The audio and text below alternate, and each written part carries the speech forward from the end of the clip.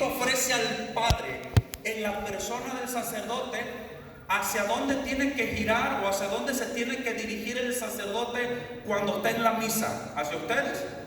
¿Hacia quién? Hacia Dios, ¿verdad?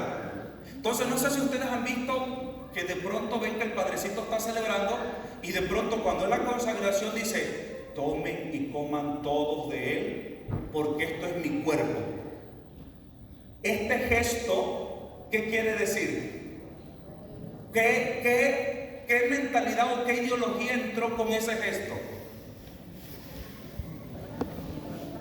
La cuestión de cena. ¿Sí? Pues que ustedes son la comunidad y esto es una cena. Entonces, fíjense todas estas cosas, ¿no? El Papa Benedicto, porque lo vamos a estudiar a profundidad para que no digan el Padre Gastón nos está metiendo su idea. No. Ahí échenle la bronca al Papa Benedicto. ¿Sí? Entonces, antiguamente, ¿hacia dónde estaban mirando el sacerdote? Hacia el frente.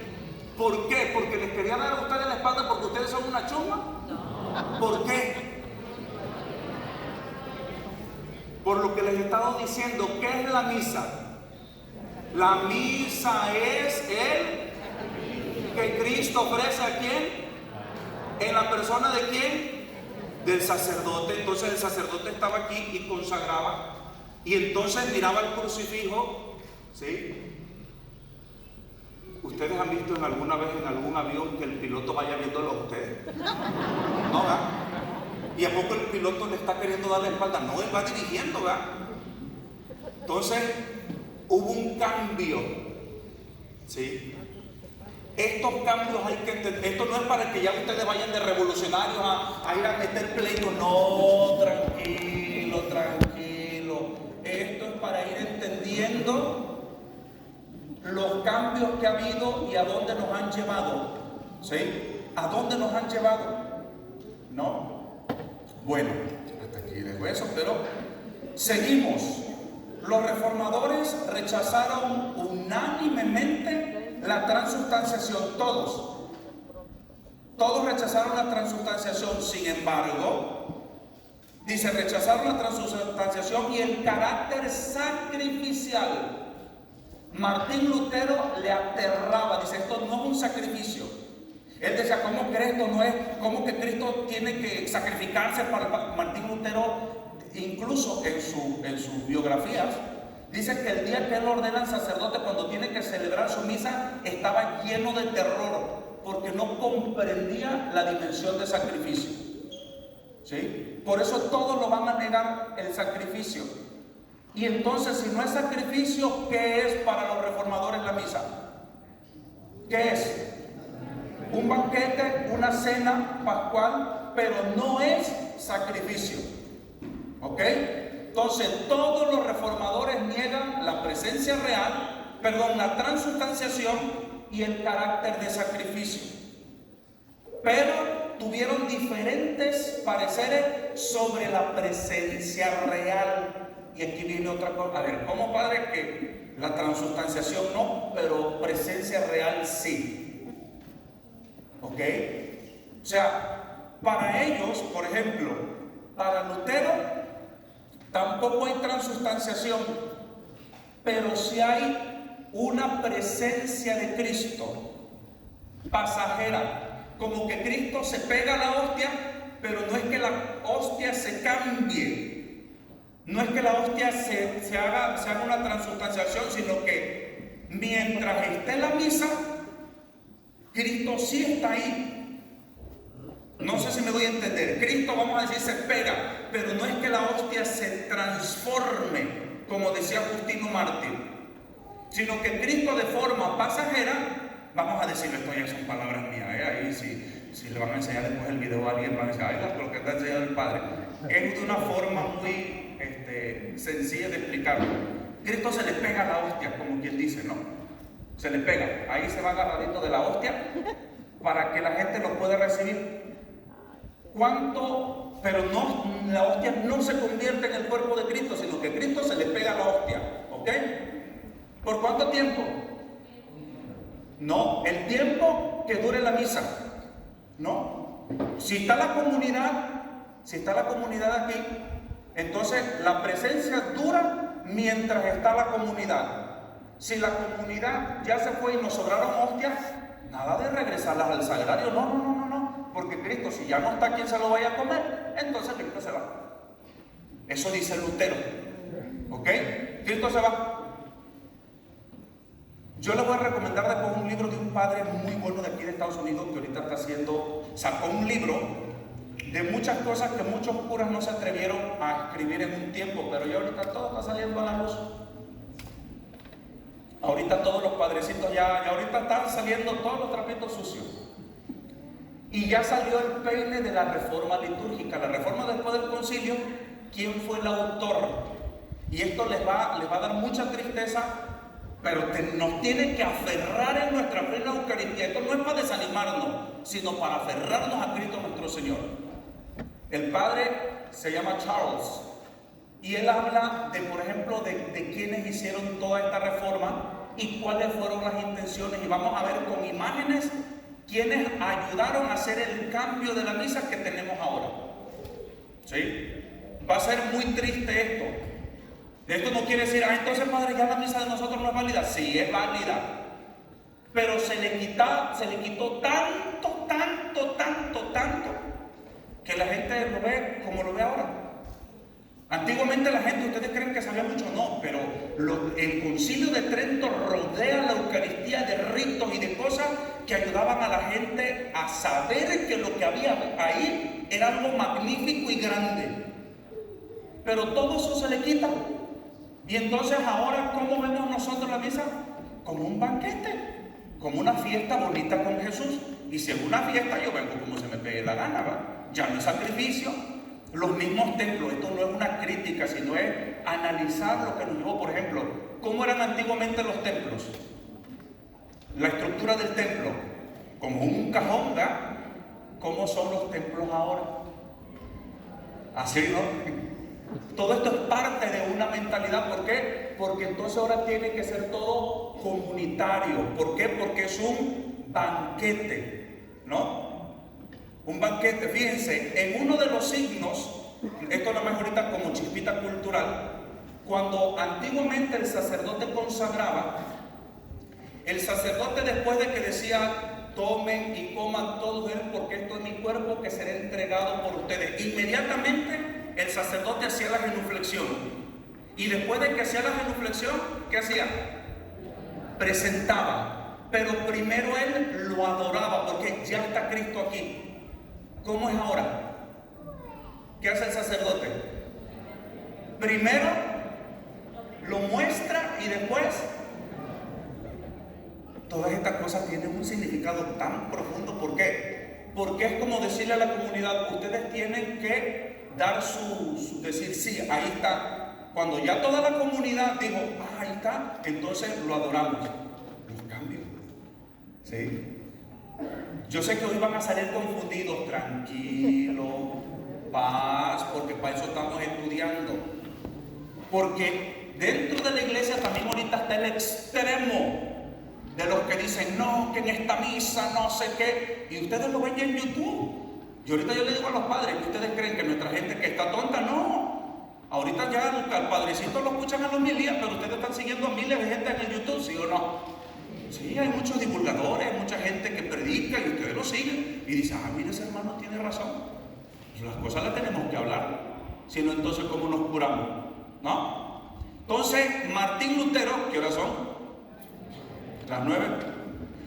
Martín Lutero entonces va a ser un monje, un agustino, que no tenía vocación para el sacerdocio. Hay una película de Martín Lutero, obviamente es hecha por luteranos y hacen ver a la iglesia como la maldita del cuento, pero no es así, es película luterana, ¿ok?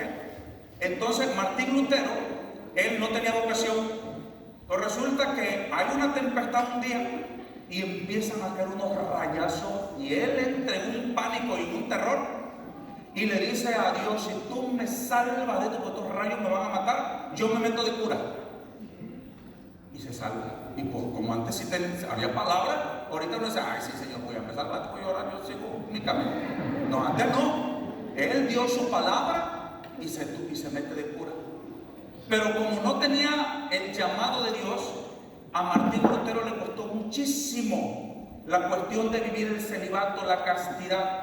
Y él creía que por hacer las obras, él, la lujuria y los deseos que tenía, ustedes saben, él se ponía a barrer, a trapear y a hacer todo, y nada, no se le quitaba eso, porque traía candela por dentro, ya, ¿no?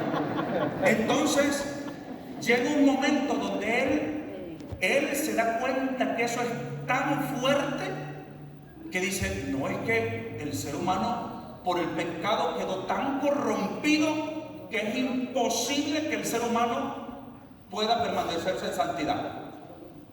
Y en un día se va a hacer un retiro en el que andaba todo cachondo, dijera muy bien. Y se va, sí, es la verdad, andaba así. Se va a hacer un retiro para ver si recibía paz en su corazón. Y ve esa cita bíblica que dice, el justo vive por la fe. Ya va, esto es todo. Yo no necesito entonces obra, no necesito hacer nada, nada más necesito creer. Y él crea su propia teología.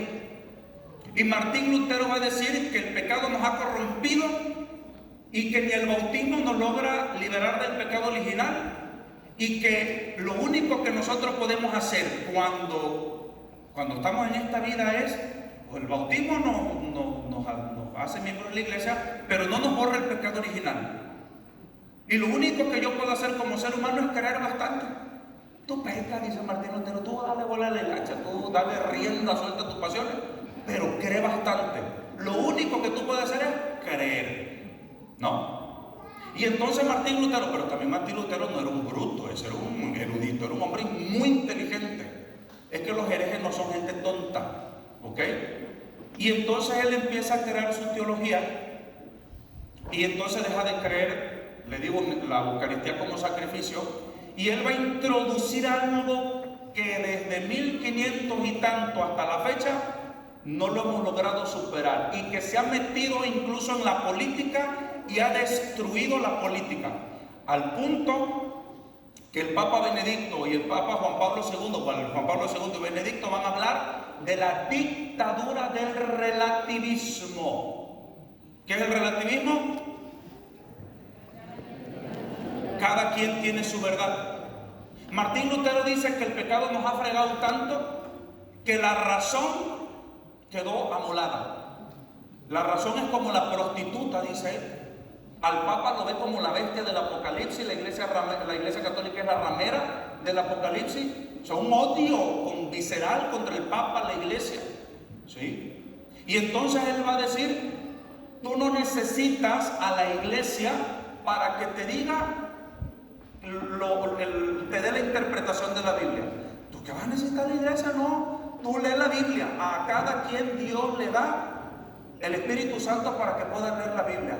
A ver, Señor, usted me está diciendo que la razón quedó corrompida y que es la prostituta de Satanás, y usted me dice que sin embargo yo puedo leer la Biblia y eso está bien, no necesito a la iglesia.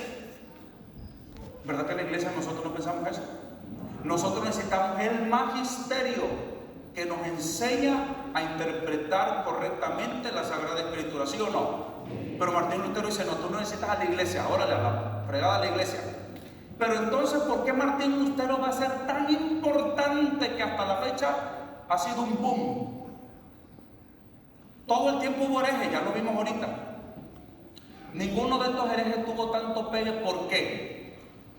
Uno, porque no existía la imprenta. No había cómo hacerse viral como hoy día, ¿no? Hoy día ustedes ponen un meme, se hace viral, ¿cierto o no?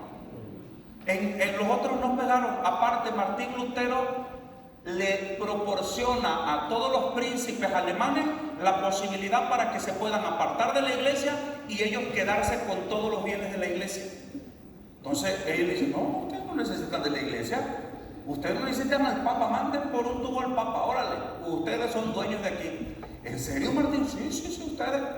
Y entonces todos los príncipes pasan a ser jefes de su propio terreno y van a adoptar el luteranismo. Entonces Martín Lutero con la imprenta va a crear un montón de propaganda y va a hablar peste de la iglesia, pero cosas nefastas de la iglesia, del Papa ni se diga. Martín Lutero murió odiando al Papa. Y ahora tenemos al Martín Lutero alabado en el Vaticano, ¿no? Usted no sé si han visto eso. Dije, si Martín Lutero viera su imagen ahorita en el Vaticano, casi le da chorro. Sí, porque ahora, la vez pasada se celebró la reforma en el Vaticano y cosas raras que están pasando en la iglesia que hay que entender. Y la imagen ahí pusieron la estatua de Martín Lutero, me dio una risa. Dije, el pobre Martín Lutero se está retorciendo ahí en los infiernos viendo cómo tiene su imagen en el Vaticano, tanto que odia al Vaticano y el Papa, y ahora se supieron dónde lo tienen zampado ahí en el Vaticano. Ahora dicen que es testigo del Evangelio, ¿no?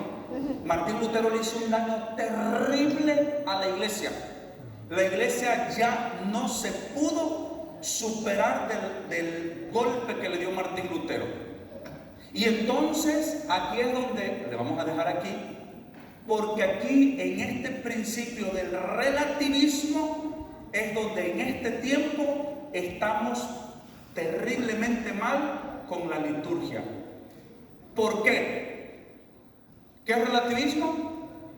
Cada quien tiene su verdad. Como que quiere decir, cada maestro tiene su librito, ¿no? Cada maestro tiene su librito. Entonces, como el relativismo se nos ha metido en los seminarios, en los episcopados, en la política y todo es relativo, cada padrecito tiene su verdad. Y el Vaticano II a mí me habrá dicho lo que sea, pero yo soy el padre y yo hago lo que a mí se me pega la gana. Relativismo. Entonces ustedes van a ver, acabo de ver algunos días, un amigo que fue compañero del seminario puso un post, ¿no?, en el Facebook, donde decía que se explicaba que en el Padre Nuestro en la misa, ¿quién puede tener solamente levantada la mano en el Padre Nuestro? Solamente él, el Padre, ni los diáconos. No es otra vez, no es porque ustedes sean la chusma, no. ¿Por qué? Porque el sacerdote está ejercitando un oficio y él es Cristo en la persona del sacerdote. Está pidiendo, está ofreciendo el sacrificio al Padre. Cristo ora. ¿Por quién? Por ustedes. Esto se tiene que entender, porque cuando yo lo he explicado, la gente, ay, este padre ya viene con sus ondas. No, tranquilo. Cada quien lo que le corresponde, como si yo quisiera decir, yo quiero parir un chamaco. ¿Qué me van a decir ustedes?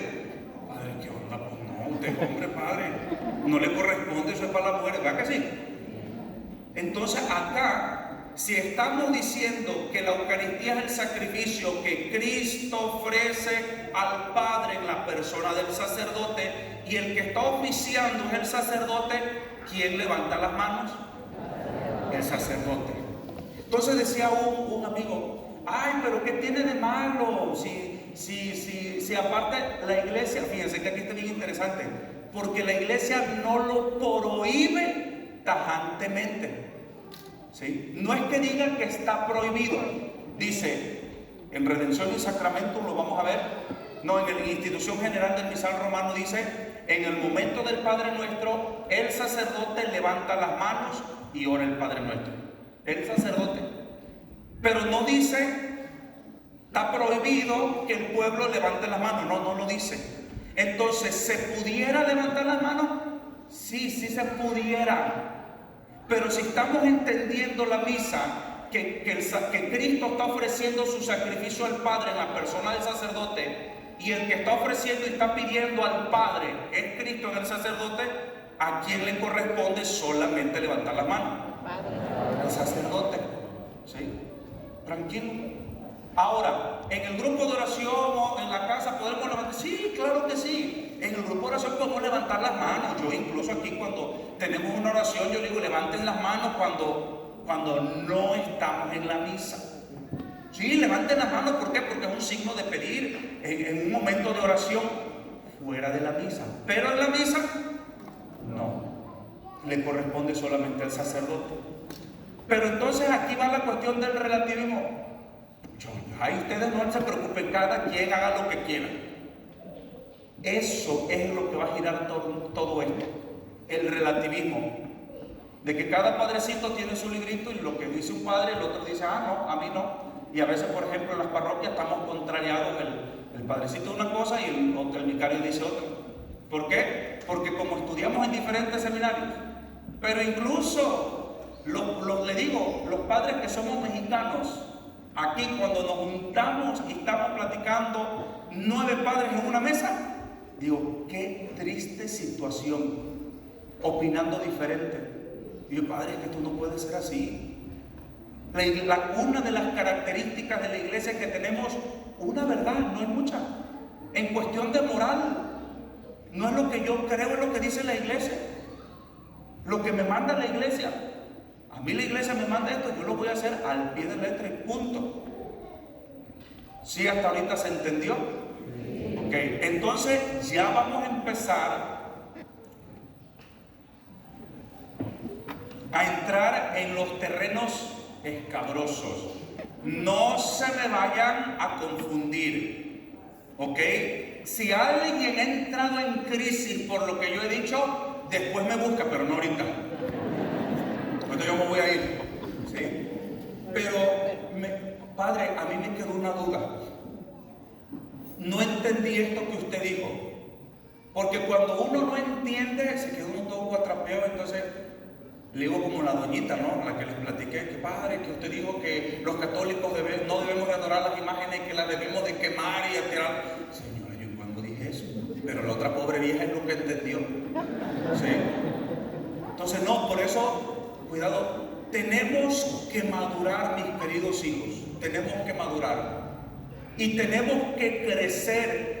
Y para poder tener un avivamiento eucarístico que nos están pidiendo nuestros obispos, tenemos que tener una reforma. ¿Qué quiere decir una reforma? Regresar a la forma. Regresar a la forma. ¿Es difícil? Sí. ¿Hay momentos de confusión? Sí. Para nosotros ha sido difícil. Ustedes no saben, para los padres, sobre todo los que hemos sido ordenados en esta época, qué difícil está siendo para nosotros ser sacerdotes en esta época de tanta confusión. Súper difícil. Una estadística de aquí de Estados Unidos dice que los sacerdotes, la mayoría de los sacerdotes dejan el ministerio en el 5.º año. ¿Qué creen? Yo cumplo el 5.º año el año que viene. Así que ayúdenme, ¿ok? Oren por mí. No se me vaya a meter el diablo y acabe yo dejando el ministerio, que estoy duro. Porque estamos en una época difícil, una época de mucha confusión, que uno dice, uno trata, es como si andamos caminando en un suelo aguado. Ay, que no hay solidez. Este obispo dijo esto, esto, lo otro, los cardenales se pelean. Bueno, ya ustedes saben, ¿no? Y es difícil. Y por ejemplo, cuando ustedes vienen con dudas, así como que, ok, sí, ¿cómo le hago para que no lo vean? O sea, muy duro para nosotros. Por eso estamos haciendo esto, para que nosotros nos centremos en la Eucaristía.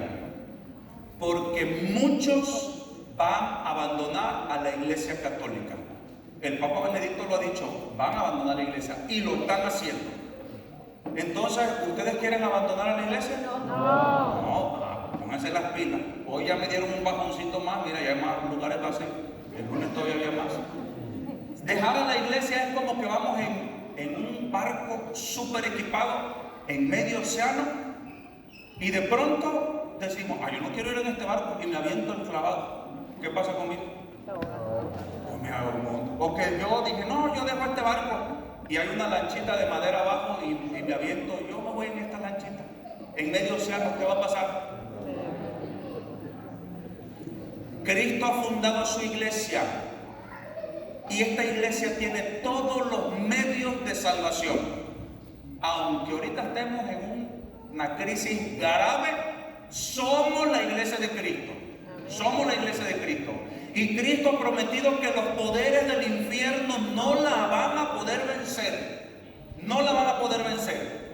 Pero tenemos que estar aquí. Y esta barca de Pedro ahorita está siendo azotada y les pegan los ventarrones y las olas casi la quieren voltear. San Juan Bosco, y con esto termino, tiene una visión, que esta visión yo creo que es para este tiempo.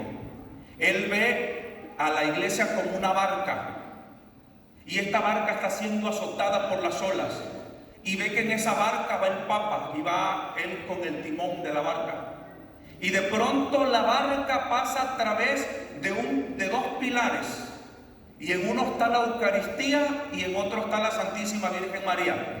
Y cuando la barca atraviesa a través de esos dos pilares, se calma la tempestad.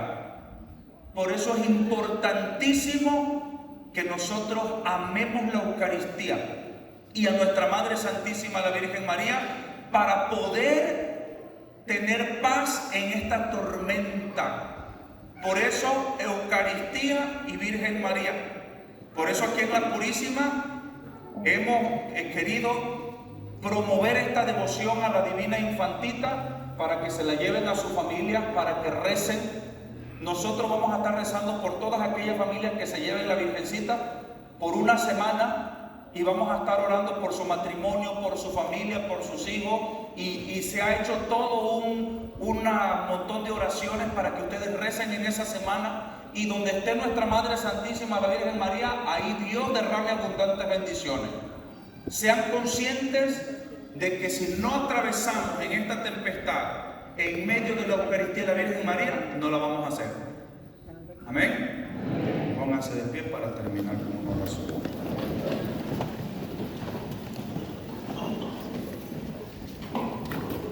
Proclama mi alma la grandeza del Señor. Se alegra mi espíritu en Dios mi Salvador, porque ha mirado la humillación de su esclava.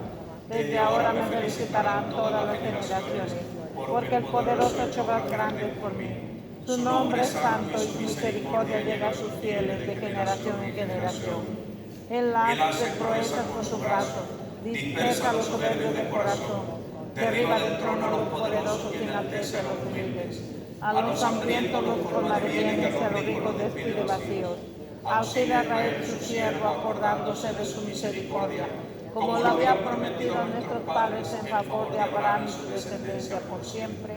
Gloria al Padre, y al Hijo y al Espíritu Santo, como era en el principio, ahora y siempre, por los siglos de los siglos. Amén. El Señor esté con ustedes. Y con tu espíritu. El Señor les bendiga y les guarde. Amén. Les muestre su rostro y les salve. Amén. Tenga misericordia de ustedes y les conceda la paz. Amén. La bendición de Dios Todopoderoso, Padre, Hijo y Espíritu Santo, descienda sobre ustedes y permanezca siempre. Amén. Recuerden que en noviembre vamos a tener toda una jornada exclusivamente para matrimonio, de sanación para matrimonio. Ya tuvimos una sanación en general, pero esta va a ser para matrimonio. Y hagan la lucha de que le cuiden a los chamacos, porque en estos temas hay cosas que no pueden estar los niños, ¿ok? Ahora, si ya son adultos, pues ustedes tráiganselo, ¿no? Pero si son niños, no. Entonces, para que ya desde ahorita le estoy diciendo, vayan viendo quién le va a cuidar a los muchachos, ¿ok? Porque va a ser sanación para matrimonios, ¿ok? Corran la voz, porque luego quieren que el padrecito les arregle el cochinero. No, aquí vamos a agarrar pared, ¿sí? Queremos abarcar mucha gente que se salve por la gracia de nuestro Señor Jesucristo. ¿Estamos? Dios le bendiga. Feliz noche.